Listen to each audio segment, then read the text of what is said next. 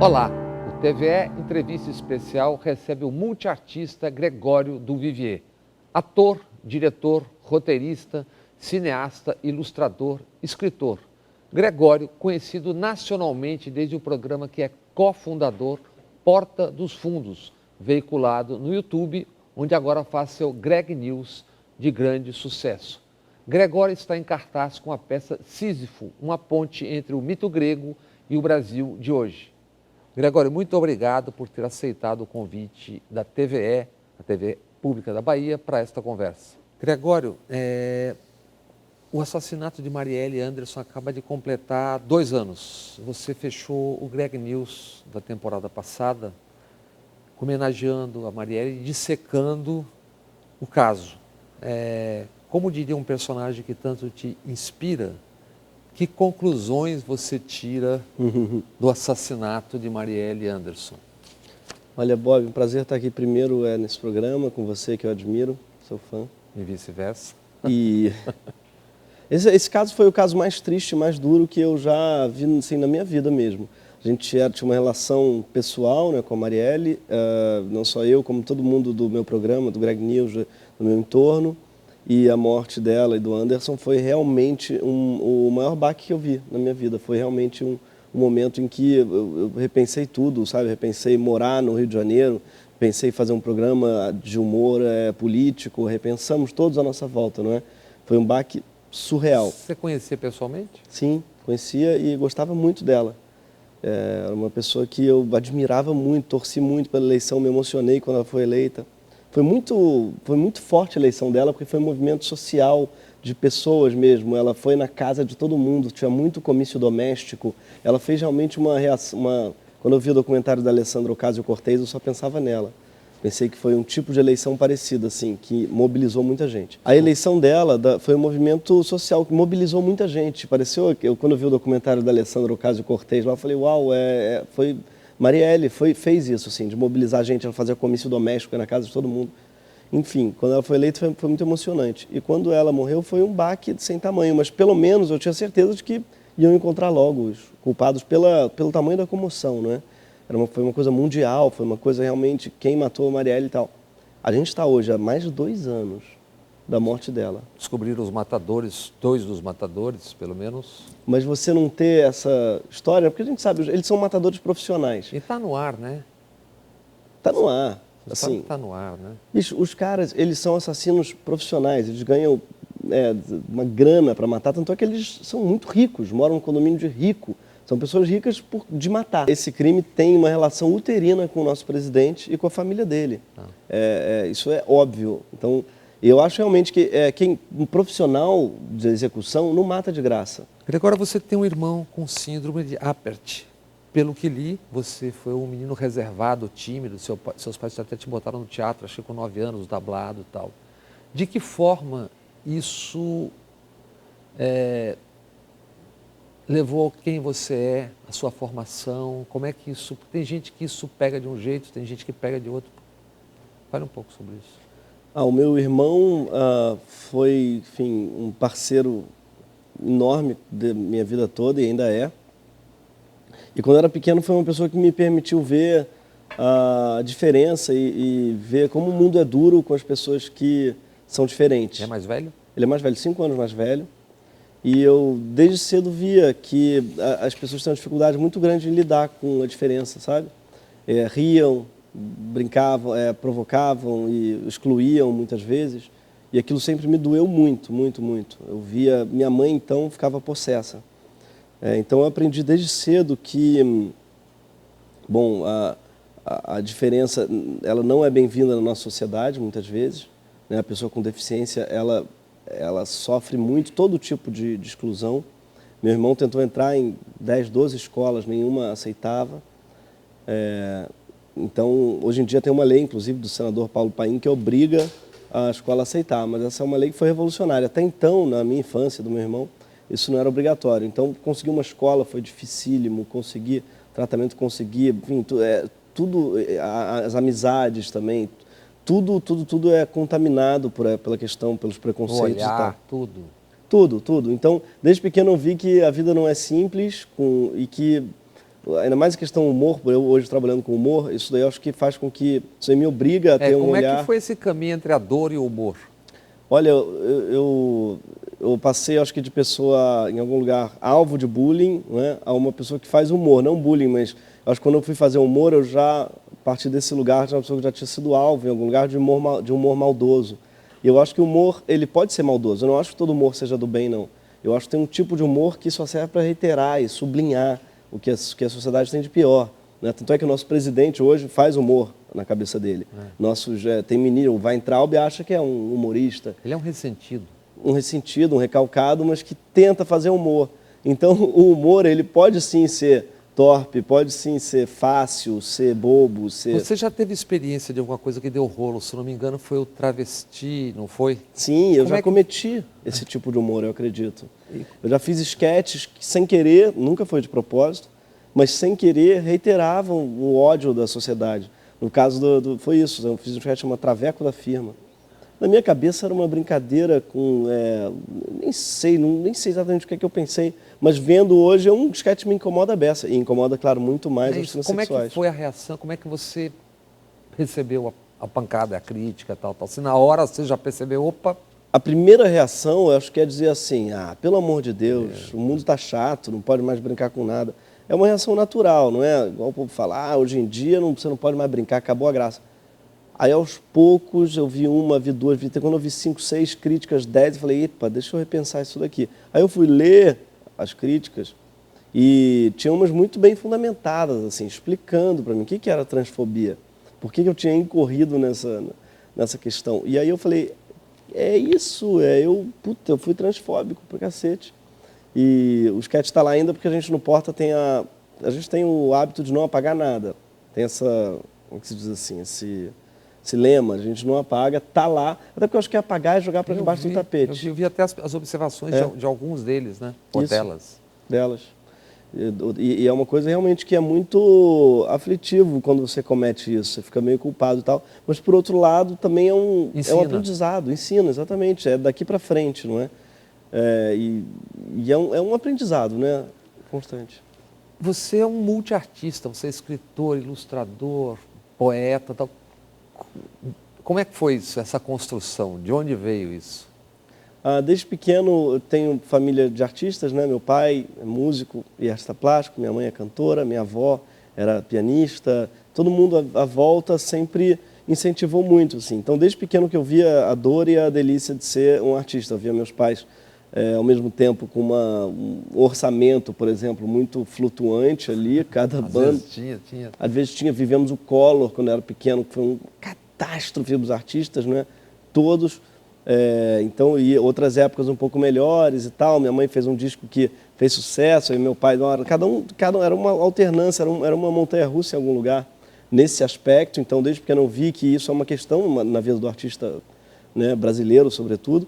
E depois eu vi as delícias, eu via meus pais no palco e falava, cara, esse é o lugar mais lindo do mundo, eu quero estar lá, eu quero ser um deles, Então, acho que eu virei artista muito para imitá-los. O que foi e é de quando a Byton e companhia, quem foi o Teodoro e o que fez Teodoro do Vivier, que aliás tem uma rua do Vivier ali em Copacabana, que depois foi me tocado o que é, e o que ele tem a ver com Copacabana e Leme, e quem foi Pérola Byton, que em São Paulo as pessoas acham que é apenas um hospital. Isso.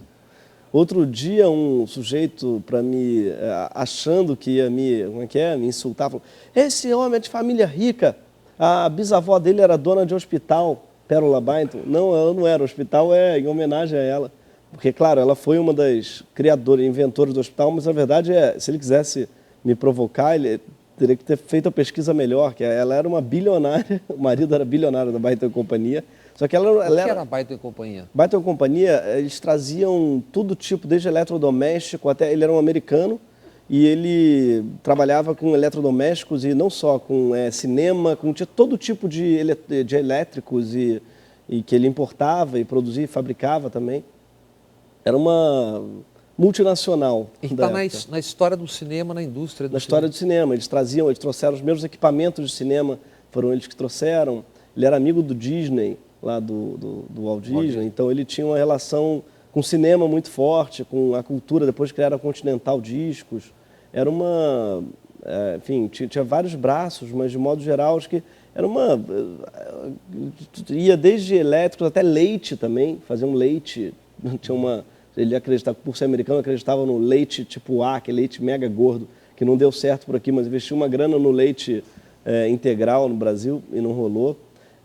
Então era um sujeito realmente que era um empreendedor, hoje em dia chamariam, esse Byington. E a mulher dele era a Pérola Byington, que era uma mulher assim, sensacional, benfeitora, que brigava, ia de porta em porta pedindo dinheiro para todos os colegas, amigos do marido, fulano, para construir hospitais beneficentes para as pessoas de graça e tal.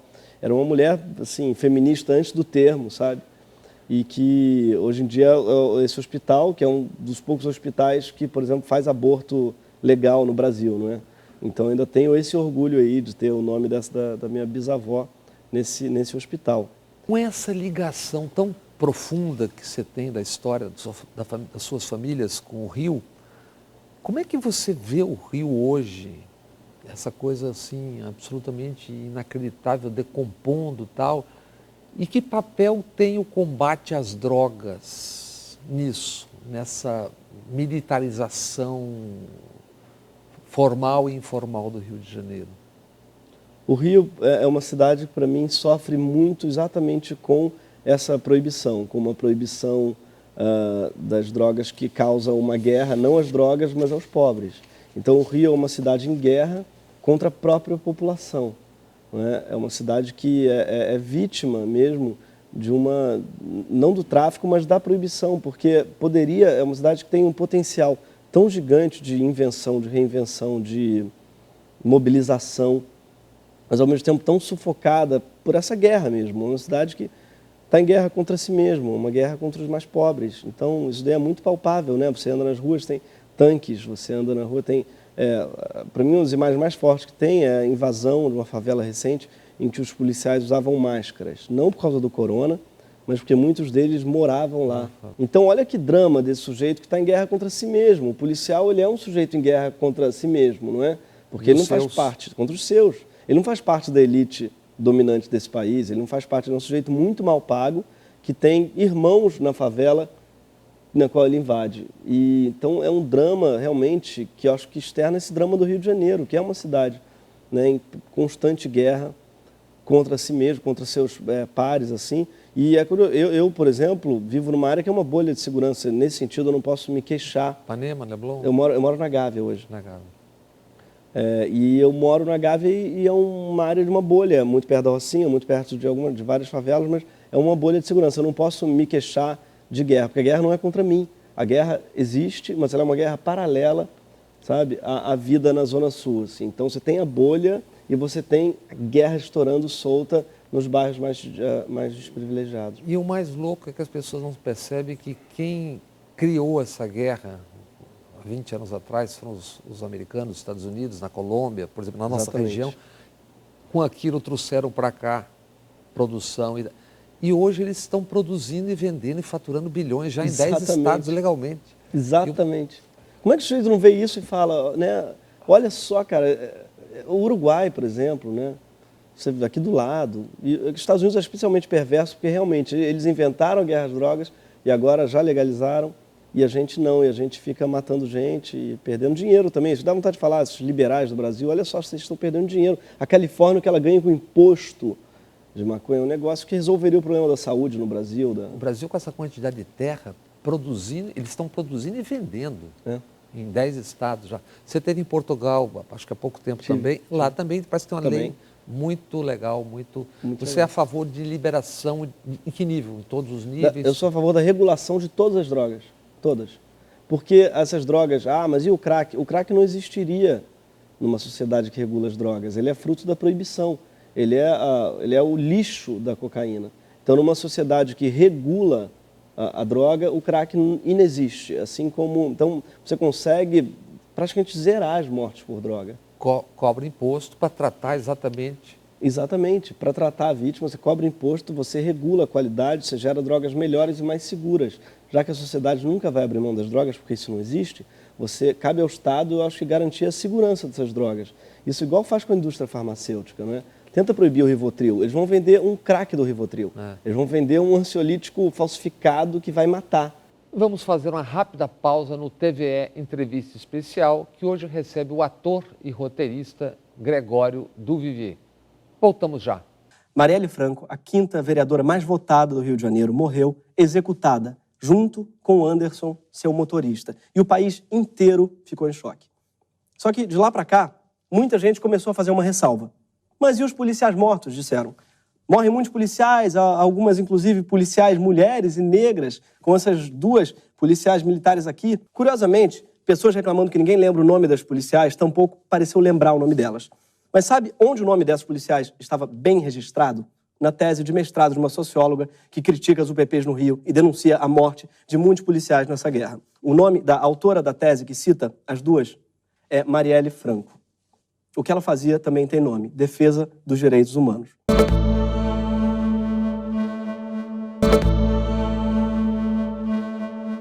De volta com o TVE Entrevista Especial, que hoje recebe o ator, escritor e fundador do Porta dos Fundos e Greg News, Gregório Duvivier.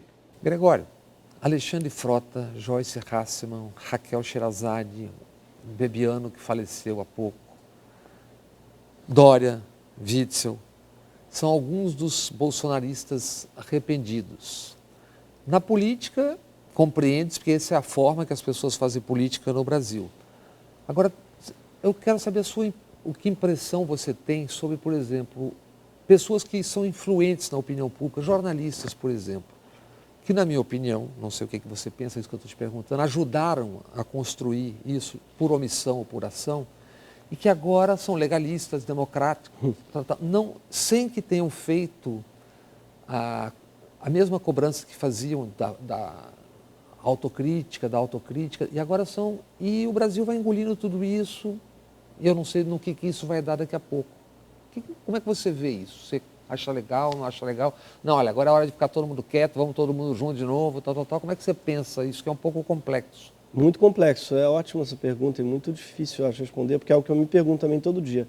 Né? Como tratar os bolsominions arrependidos, como a gente diz. Eu acho que você tem toda a razão, você diz que o Bolsonaro é uma construção coletiva, né? Uma construção que a imprensa participou muito.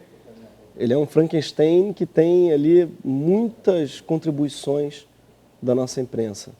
Então, quando o Estadão faz um editorial, por exemplo, falando uma escolha difícil, de um lado o Haddad, o outro Bolsonaro, ele está contribuindo diretamente para normalizar isso. A Folha também normalizou Bolsonaro. Não pode chamar de extrema-direita, não pode chamar de extrema. Ele se chama a dita branda. Então, a Folha deu uma normalizada, eu acho, sabe? No Bolsonaro. E eu acho que ainda não teve autocrítica de nenhum deles. Ainda estão achando normal, é claro, agora estão pagando... Que absurdo, como é que pode esses ataques à imprensa? Ele não atacava antes, sabe? E legalistas, democratas agora, tá? Agora é fácil bater, né? Exatamente, agora está no momento em que está começando. Mas, ao mesmo tempo, dito isso, eu acho que o preço da conversão não pode ser caro. O que eu quero dizer? O sujeito que quer se converter... Quer dizer. É isso, porque senão, se a gente impõe muito, olha só, você não pode vir para o nosso lado se você não assumir que é um fascista, que é... Eu acho que, ao mesmo tempo, a gente não vai ter nenhuma conversão. E a gente precisa desses convertidos. Mas eu não creio que... Isso é uma conversa, né? Não sei se não é a coisa da conversão, é a coisa do debater. Olha, eu fiz isso porque eu estava equivocado. Tem que... Entende? A crítica que permite você continuar sem ficar só juntando... O que foi o fim da ditadura, né? De você acabar, faz de conta que não teve nada e aprendemos muito pouco. Muito pouco. Eu acho que o Brasil teve esse problema exatamente com a ditadura. A gente normalizou muito todo mundo, não é assim? A gente não teve um processo de isso que você disse, debater os erros e autocrítica, entender porquê, e todo mundo foi imediatamente absorvido pela sociedade, pessoas que tinham contribuído para aquilo, não é? Então, eu acho que é muito importante a gente fazer esse trabalho de psicanálise, que o Brasil não fez com a ditadura, né? Que a África do Sul fez. Você teve anistia, mas teve um debate com o país durante muito tempo sobre quem foi o quê, quem fez o quê. Exatamente. Tal. A Argentina teve, o Chile, né? O que você pensa da dupla Jair e Moro no todo e em partes? Cara, essa ideia é uma pergunta longa, né? Então, tem até uma piada que eu contei outro dia. O sujeito entra o que eu adoro, isso aí. O sujeito entra num bar, né? com um sapo na cabeça. Um sapo na cabeça, aí o cara começa a olhar do lado, por que ele tem um sapo preso na cabeça? Fica olhando e tal, aí junta a coragem e fala, desculpa, o que aconteceu aí? Aí o sapo vira para ele e fala, começou com uma verruguinha. Eu acho que Jair e Moro é um pouco isso, assim, sabe? Você não sabe quem é a verruga de quem ali. Porque por um lado você vê e fala assim, o Bolsonaro é uma criação do Moro, né, em algum lugar. Ele parece realmente uma coisa que o Moro causou. Depois você percebe que pode ser meio contrário. O Moro já é o germe de um bolsonarismo. Simbiose e transmutação. Né? Exatamente. Quem é o sapo ali? Quem é a verruga, não é? Eu acho que nos dois casos eles são muito mais parecidos do que parece. As pessoas não, porque o Moro estranha essa adesão. Quando você vai ver atrás, não é estranha. Sempre foi bolsonarista o Moro. A Lava Jato é bolsonarista, no sentido que ela é punitivista, classista, ela é elitista, ela é capitalista, ela amarelou para banco, amarelou para Fernando Henrique. Escondeu coisas. Ela é covarde. Tinha um projeto político que recebeu Exatamente. 2,5 bilhões dos norte-americanos, porque aquilo era um projeto político. Iam Claro. treinar pessoas contra a educação em favor de quem? O Moro nunca foi esse justiceiro que, enfim, a elite brasileira tentou acreditar há tanto tempo que ele era, assim. É um sujeito que está ligando para o Paraguai para tentar soltar o Ronaldinho Gaúcho. Isso aí para mim já diz muito, né? Ele é um capanga, ele é uma espécie de advogado, de delegado do interior, assim, que é amigo do, sabe, do cara, do bandido, do xerife, né? É uma coisa bem xerife mesmo, assim, que liga para soltar o jogador de futebol que é amigo do presidente, sabe? Protege lá o Fernando Henrique, protege o outro, liga para o antagonista, para o cara da empresa para soltar um negócio. É uma coisa realmente muito promíscua mesmo, muito amadora mesmo no exercício da lei, muito bolsonarista, porque o Bolsonaro é esse sujeito, não é tosco. Bolsonaro não é o fascista ilustrado que tenta investir no disfarce do fascismo através uma boa oratória. Não, ele é o fascismo em estado tosco, em estado bruto, não é? E nesse sentido o Moro também, assim, eles são toscos, não sabem, não tem nem o verniz que a gente no nosso fascismo tradicional tinha, assim, né? E as pessoas não percebem, quer dizer, a gente viu aquele domingo inacreditável com aquelas pessoas na rua pedindo, e todas juntas, dizendo que o coronavírus não tem problema nenhum e tal. Nossa, Como é que aquilo surreal. te bateu, hein? Aquilo ali, para mim, é a negação da ciência, que é a cara desse novo Brasil, não é? É a negação da evidência, da ciência, da informação, e mostra muito que é um movimento, o bolsonarismo está intimamente ligado à morte, sabe? E ao ressentimento, e não tem classe social, não me parece que... É. Todos os ressentidos, recalcados, Exatamente. eu conheço, colam nesse negócio aí. Exatamente. Uma coisa que eu vi que para mim também diz muito, eu fiquei vendo as imagens, não é? E parece meio Zumbilândia, assim, porque são buzinas junto com um sertanejo, Motões, junto carro. com motos, junto com, agora com essas máscaras, né, também por causa do coronavírus, então parece mesmo uma coisa apocalíptica. E entre as imagens, alguns me chocaram muito, tipo o Netinho, baiano aqui, isso aí foi aqui em Salvador, Netinho, do Omila, com uma bandeira dos Estados Unidos, assim, e dizendo que estava lá por patriotismo. Por patriotismo ele levou a bandeira dos Estados Unidos. Isso diz tanto sobre o bolsonarismo, né? Isso equivale a você, eu sou tão flamenguista que eu vou andar com a bandeira do Vasco, porque eu sou tão... Eles não entendem essa dicotomia, mas que é a cara do Bolsonaro. Que é um cara que diz o Brasil acima de tudo, e vai lá e que tudo que ele quer é ser amigo do Trump, ficar I love you, e só se ferra nessa relação com o Trump, né? É muito humilhante para o Brasil, porque ele fala I love you e o cara nem responde. O Trump fala, ri, constrangido, e ferra o Brasil nos acordos. Então, é uma coisa que acho que é a cara do Brasil, assim. É um suposto patriotismo que de patriota não tem nada. Eles odeiam o Brasil. Eles curtem mesmo Miami, Orlando, curtem os Estados Unidos, assim. A Meca. A Meca deles, é. Ainda política, como você vê a pré-candidatura dos governadores Dória e Witzel e, quem sabe, do Luciano Huck, que não sabe ainda se vai, se não vai. O que você acha disso tudo? Eu tenho a impressão que não tem muito espaço na direita para um projeto não bolsonarista. Acho que o bolsonarismo é um movimento tão grande que canibaliza a direita inteira. Grande no sentido de força daquele grupo. De força, de mobilização mesmo. Olha isso, o país com uma epidemia, uma pandemia, não é? E em crise, com o dólar a mais de 5 e tal, apesar da crise econômica e da pandemia, bastante gente nas ruas. Acho que isso daí mostra a força, é uma força muito grande que a gente não pode negar. Uma força de mobilização, é um projeto político, estético também, é um projeto mesmo, é um movimento. Não dá para dizer que... E as pessoas têm medo de dizer a palavra, mas é fascista. Sim, é fascista. Exatamente. E tem o carisma do fascismo, que tem um carisma entre os apoiadores muito grande, né? Assim, o fascismo não dá para negar. Mito. Que tem muito a ver com a exclusão da complexidade, né, o fascismo. Eu li aquele livro maravilhoso, o M, que saiu agora, que é a vida do Mussolini, e ele fala muito disso. Assim, era um tempo, em 1919, 20, né, quando o fascismo surgiu, era um tempo em que a Itália estava dividida por 1000 forças, era o anarquismo contra o comunismo, contra... mesmo dentro do socialismo, tinha o comunismo, os soviéticos... Mussolini tinha sido socialista. Tinha sido socialista. Então, era um tempo de complexidade política muito grande. E aí chega o Mussolini e abole a complexidade, fala assim, vamos acabar com isso tudo, é um partido único, é simples, é o bem contra o mal, E eu acho que em algum lugar o Bolsonaro representa esse mesmo fim da complexidade. Ele fala para a população assim, agora que está... Tem a ver, inclusive, com complexidade de gênero, porque agora também tem o trânsito, tem um monte de coisa que a pessoa fica meio assustada e fala assim, acabou, é preto no branco, é menino veste azul, menino veste rosa, no sentido, é uma damarização da sociedade, no sentido de tentar mesmo voltar a antes da complexidade, sabe? E nesse sentido, eu acho que ele tem um apelo popular mesmo, muito grande, que canibaliza os outros candidatos da direita. O Dória vai tentar ser um anti-Bolsonaro de direita, vai ser muito difícil, porque a esquerda não vai votar nele e a direita vai votar no Bolsonaro. Não tem espaço. Huck é muito soft. Também, eu acho que o Luciano Huck não capitaliza ninguém. Olha, é uma coisa um pouco parecida com a esquerda. Um lugar que não tem espaço para uma esquerda antilulista. O Ciro tenta vir e ganhar espaço falando mal do Lula. Filho, não existe não tem espaço suficiente, sabe? A esquerda, em algum lugar, enquanto o Lula estiver vivo, ele tem um carisma, um tamanho, um apelo tão grande com a população que você não vai conseguir ser anti-lulista e de esquerda.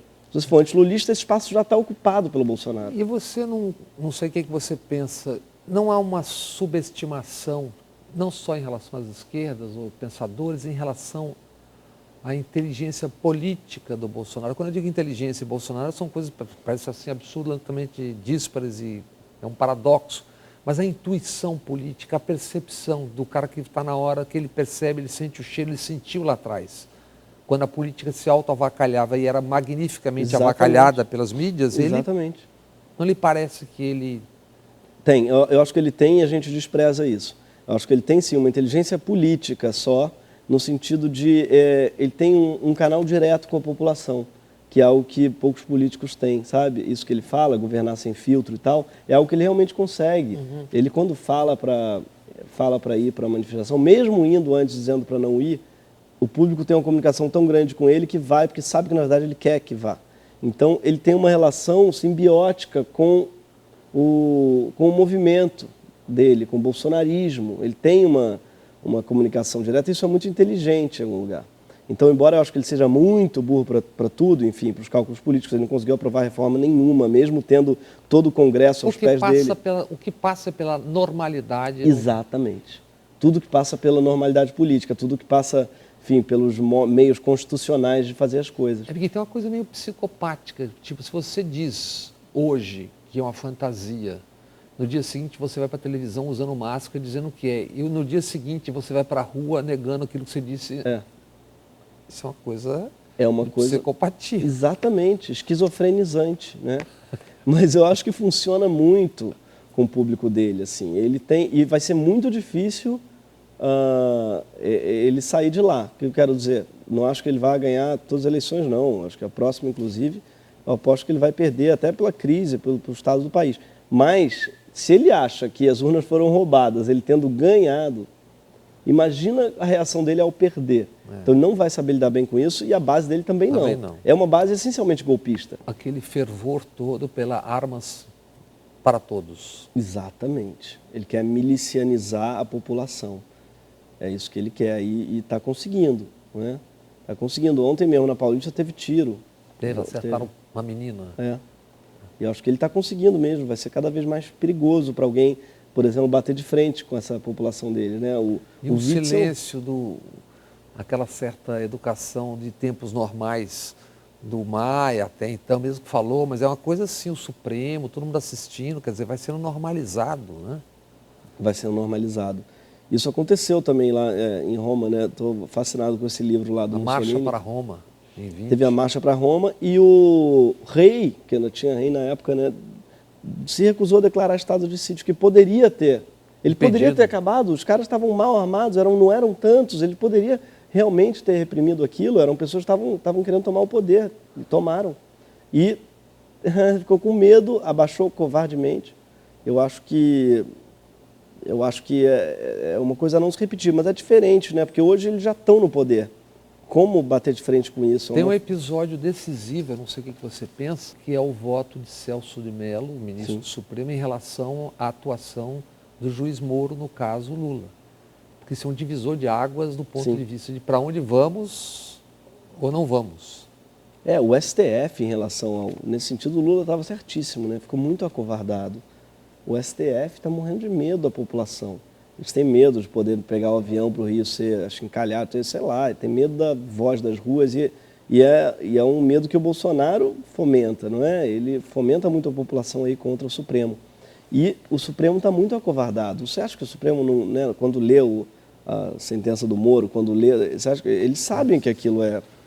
O dia 8 de julho, aquela jogada, prende, solta, Isso. o juiz entra pelo telefone.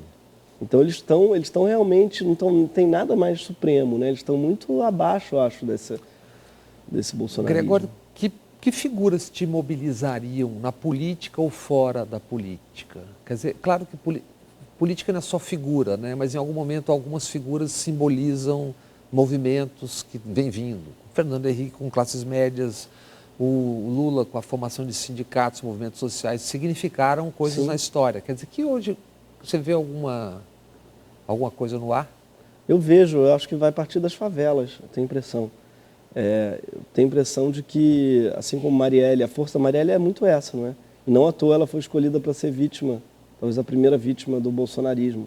Por isso, inclusive, a Marielle era tão forte como liderança, porque ela veio da favela e ela foi eleita, sabe, com esse capital pela primeira vez quase. Claro, tivemos outros, Benedita, da Silva, tivemos algumas lideranças, mas a Marielle ela representava mesmo, acho que, uma liderança em vários sentidos muito atual, porque era favela, mas era mulher, era feminista, era bissexual, negra, funkeira, ela se reivindicava. Então, é uma pessoa que ela falava por muita gente que não estava representada. E acho que não à toa ela foi escolhida para ser a primeira vítima do bolsonarismo, né? Já que, como a gente falou, a relação da família Bolsonaro com o crime é evidente. Então, algo que una os movimentos de luta por terra, por teto, né? Também com os movimentos de favela, assim, se não tiver esses movimentos sociais, acho que eles vão ser muito mais vocais do que qualquer esquerda tradicional, né? E que venha do lugar que eu falo, por exemplo, né? Que é o lugar, como a gente falou hoje, de Pérola Byington, de do Vivier, de sei lá o quê. É um lugar que eu não, assim, que eu não acho que vai sair muita coisa, sabe? Daí. Eu acho que realmente vai sair de um lugar de fala diferente, sabe? Do meu vai ser... E eu estou muito atento a isso. Eu fico indo, fico vendo, fico lendo, porque tem muita gente interessante saindo, assim, surgindo. Mais uma rápida pausa no TVE Entrevista Especial, que hoje conversa com o humorista e membro do Porta dos Fundos e do Solo Greg News, Gregório do Vivier. Voltamos já. Faz sentido até o Bolsonaro achar o peixe inteligente. Eu, por exemplo, acho todo mundo alto. Eu acho. Tô vendo o que você fala, é alto.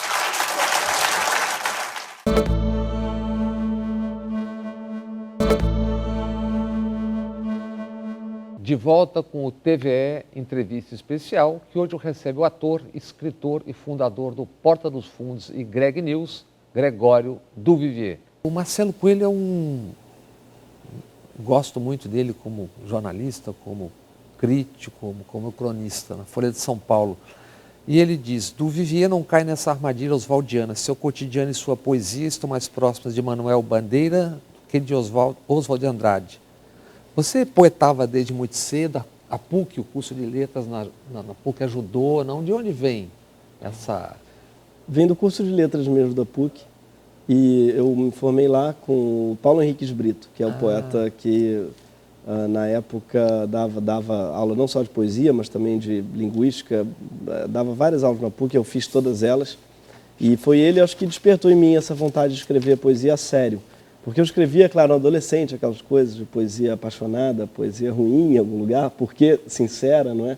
Então, cafona, ruim, óbvio, assim. Então, eu escrevia esse tipo. E com Paulo Brito, eu entendi que o fazer poético é algo que depende realmente de um trabalho duro e árduo com a palavra.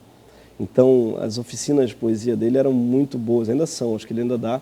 E tinha algo de mesmo de entender a métrica. Então, aprendi a contar versos, contar pés, mesmo para fazer verso livre, contar os pés das palavras. Quando eu vi, eu estava obcecado em falar em decassílabos e pensava, alguém, pedal, uma luz, aí 7 versos. Então, ficava contando versos. Eu fiquei obcecado com isso, com a contagem de versos. Aí comecei a traduzir também os poemas, os sonetos, tentando fazer soneto, que é um desafio, porque né, é um formato... é um contrato métrico super rígido, e aí, a partir daí, comecei a escrever poesia, e muito por causa do Paulo. Quando você está zapeando na TV, se é que você ainda zapeia na TV, encontra aquele espetáculo de fé no canal, de canal em canal, o que você pensa? Não foi um vacilo dos governantes, já desde a ditadura e do pós-ditadura, permitir que um único ramo da religião, no Estado laico, tivesse ocupado os espaços, que até foi uma pergunta que eu fiz para o Lula na entrevista, assim como esses programas de A Hora do Terror, Perfeito. do sangue, da bala, essas bancadas que agora são no país inteiro, bancadas evangélicas e da bala, né? Perfeito. Você não acha que teve um erro brutal aí? Teve. Dar concessão para o Edir Macedo, né, foi uma sacanagem do Collor proposital. Ele sabia que era uma sacanagem, né? Ele deu para punir a Globo na época, né? Ele estava sendo deposto, foi uma das últimas coisas que ele fez, em 92, não é? Edir Macedo que disse no domingo da manifestação que não tem coronavírus, que aquilo é coisa do Satanás. Então, claro, a primeira vontade, quando eu vejo, eu sempre rio, não é? No sentido que aquilo ali é um manancial de humor. Para quem trabalha com humor, é uma coisa muito engraçada, porque desafia todas as leis, né, da vida. Se você vê, realmente é um terraplanismo constante, assim, em todas as áreas. Agora, ao mesmo tempo, é trágico pra caramba. Isso que você falou é perfeito. Não era, claro que não era para dar concessão de uma televisão e horários aberta, claro, para o representante de uma igreja. Olha o tamanho que ele tomou, está diretamente ligado a isso. Agora, na verdade, são em todos os canais, eu vejo TV aberta, são dezenas. São dezenas. Tem muitos, exatamente. E as rádios, não sei como é aqui, mas no Rio de Janeiro as rádios eu diria que são 80%. E rádios comunitárias, são 4.300 do Brasil, você viaja vendo, os horários são alugados. É a mesma coisa. É muito louco, realmente é uma batalha, essa da mídia, assim, acho que a gente perdeu legal. O que você acha da regulamentação capitalista dos meios de comunicação? Como tem mundo afora? O que você pensa disso? Porque aqui você, censura, não sei o que. Você estuda, esse assunto te toca? E me toca muito. Eu acho que é fundamental a democratização da mídia. É porque você fala regulação e logo pensa em censura. Mas democratizar é fundamental. Eu acho que começaria por ter uma rede pública mais densa, não é? A gente tem... Hoje em dia são poucos estados que mantêm sua televisão. Alemanha, Inglaterra, e são as pessoas que sustentam, que pagam por ano uma taxa. Pergunta para o inglês se ele quer perder a BBC. Não quer, de jeito nenhum. Ou o alemão a Deutsche Welle, ou a France One. Jamais, eles têm um apego muito grande à televisão pública. E eu tenho também. Eu cresci vendo TV Cultura naquela época, né, quando eu era criança, a melhor programação era da TV Cultura. E então a minha geração é formada vendo a cultura. Era espetacular aquilo que faziam lá.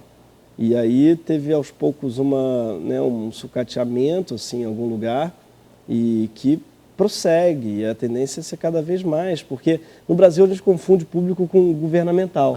Então acho que vai ter uma TV do governo? Não é uma TV do governo, pelo amor de Deus. Né? O contrário disso. Né? Por exemplo, essa é uma TV estatal, exatamente, mas é uma TV que discute todos os temas públicos, que apresenta espetáculo, vai no Ilê, na saída do Ilê. O que tem no Brasil hoje, assim, é algo que é muito pobre em termos de informação mesmo, a TV, não é aberta. É muito As pessoas falam mal da Globo. A Globo é parcial, realmente, já falei 1000 vezes, acho que a Globo faz parte também do bolsonarismo, mas atrás tem a Record e o SBT. O que o SBT virou, se a Record já é bolsonarista, o SBT é um braço hoje em dia assim, do Bolsonaro. É uma vergonha, ele vai lá para ser elogiado pelo Ratinho, que bate palma durante 10 minutos, o outro também.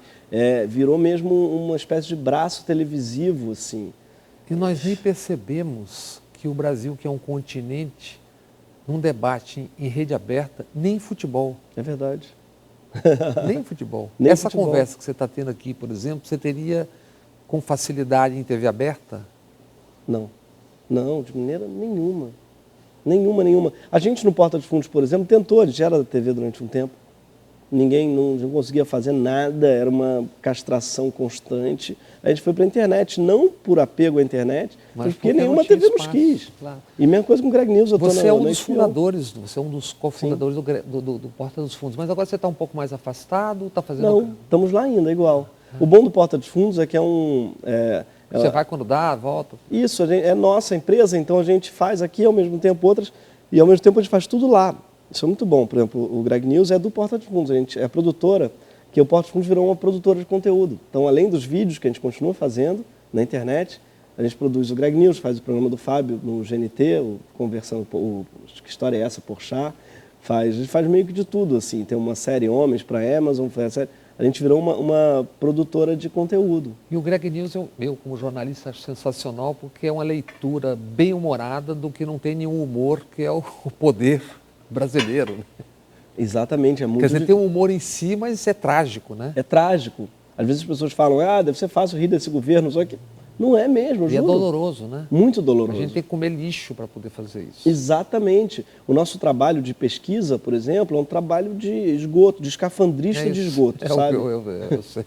Você mergulha, então, por exemplo, para tirar um trecho bom da live do Bolsonaro, ele às vezes fala 1h30. A gente tem que assistir, o jornalista, ou eu, assim, a gente assiste 1h30 do sujeito falando asneira, para catar o momento exato em que ele fala o que você quer. Então, assim, é realmente um trabalho muito insalubre. Os jornalistas dizem que tinham que ganhar adicional de salubridade, porque é muito insalubre, você fica contaminado, e é um processo muito depressivo, sabe? A gente tem o tempo todo que se ajudar, quando vem uma pessoa... Volta e meia, fala, cara, pesquisar isso daí me deixou muito mal.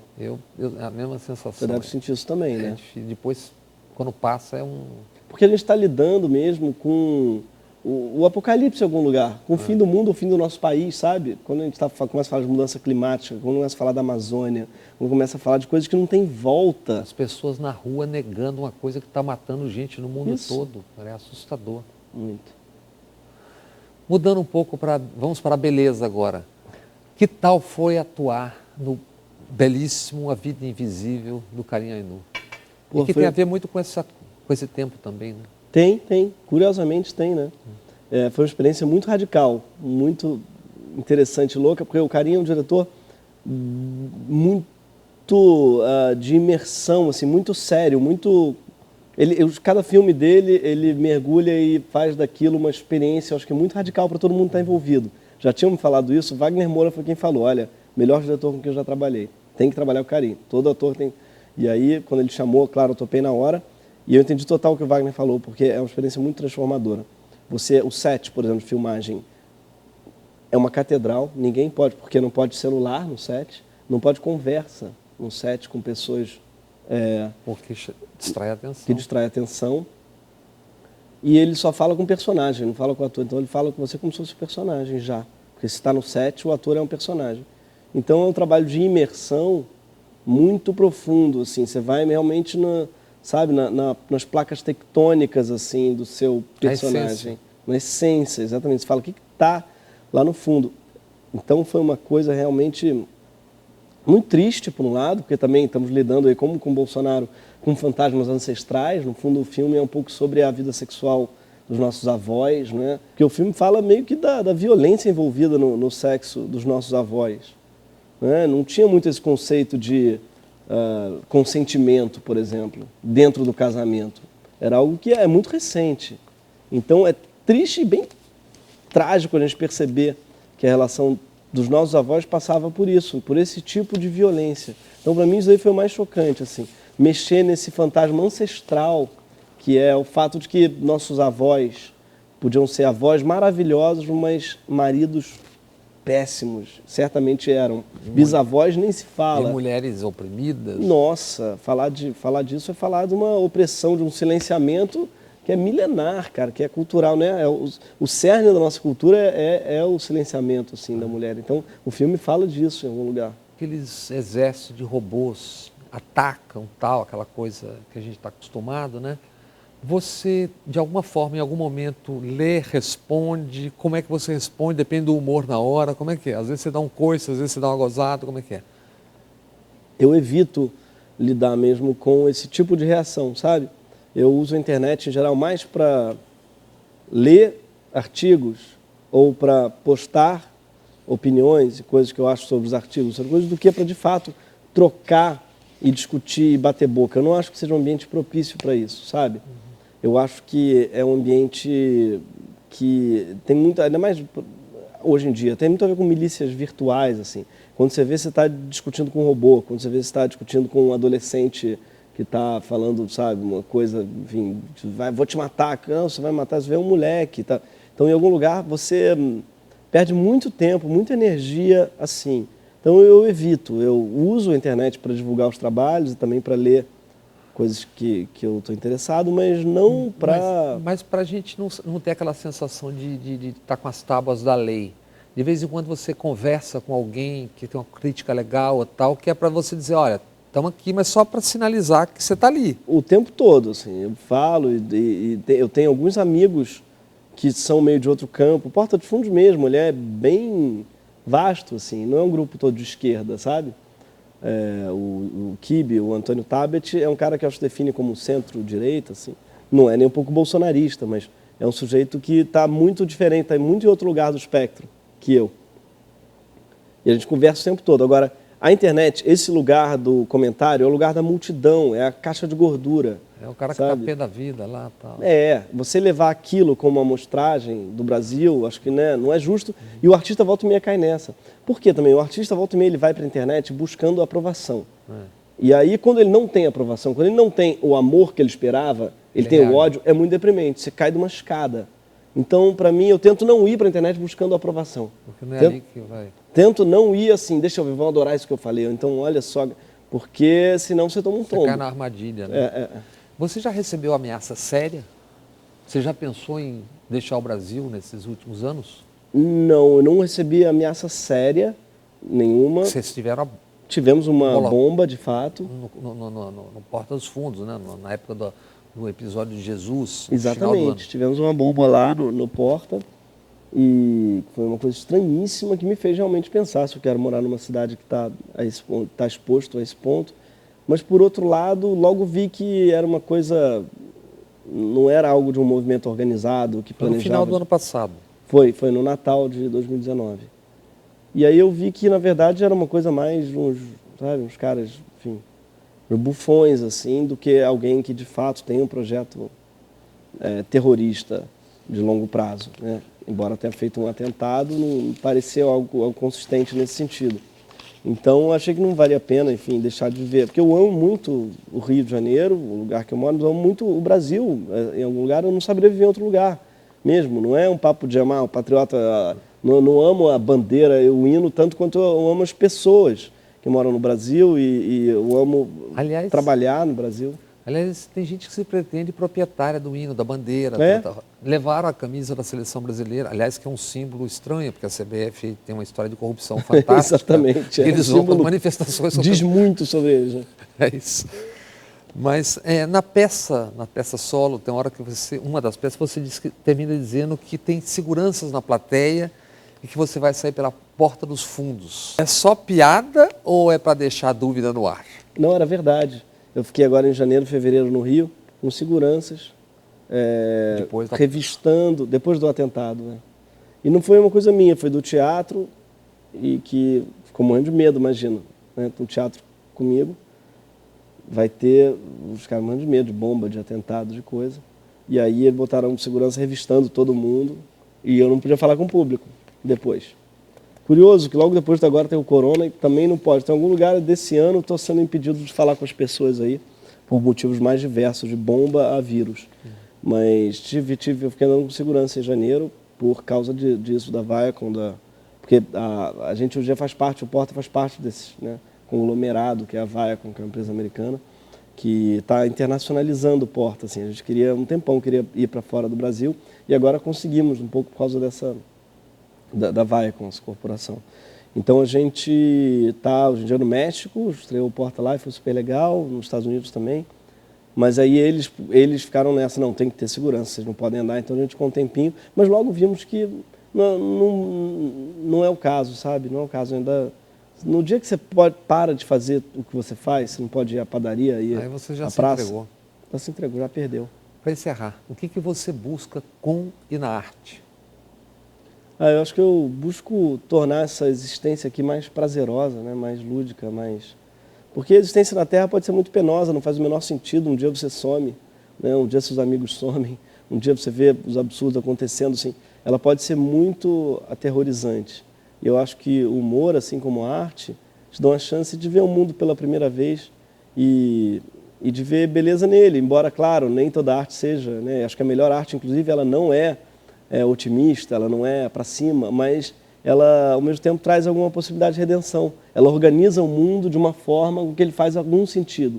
Então, acho que essa invenção de sentido, ela é o que me dá mais prazer ao fazer arte e ao assisti-la também, ao consumi-la.